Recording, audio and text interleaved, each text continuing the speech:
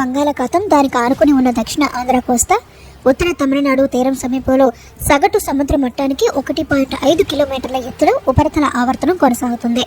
దీని ప్రభావంతో బుధవారం, గురువారం తెలంగాణలోని కొన్ని జిల్లాల్లో అక్కడక్కడ తేలికపాటి నుంచి మోస్తరు వర్షాలు కురిసే అవకాశం ఉంది. కోస్తా, రాయలసీమలో మోస్తరు నుంచి భారీ వర్షాలు కురుస్తాయని చెప్పింది ఐఎండీ.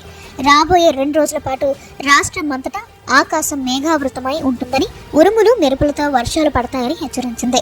పిడుగులు పడే అవకాశం ఉందని సూచించింది. బాపట్ల జిల్లా రేపల్లెలో 9 సెంటీమీటర్లు, విశాఖపట్నం సాగర్ నగర్లోని 8 సెంటీమీటర్లు, కృష్ణా జిల్లా ఘంటసాలలోని 7 సెంటీమీటర్ల వర్షపాతం నమోదైంది. అల్పపీడన ద్రోణితో తెలంగాణలోని విస్తారంగా వర్షాలు పడుతున్నాయి. 24 జిల్లాలకు ఎల్లో అలర్ట్ జారీ చేసింది వాతావరణ శాఖ. 40 కిలోమీటర్ల వేగంతో ఈదురుగాలులు వీచే అవకాశం ఉంది. ఉరుములు మెరుపులతో పిడుగులు పడతాయని హెచ్చరించారు. అల్పపీడనం ఉపరితల ఆవర్తనం ప్రభావంతో తెలంగాణలో వర్షాలు కురుస్తాయని చెబుతుంది.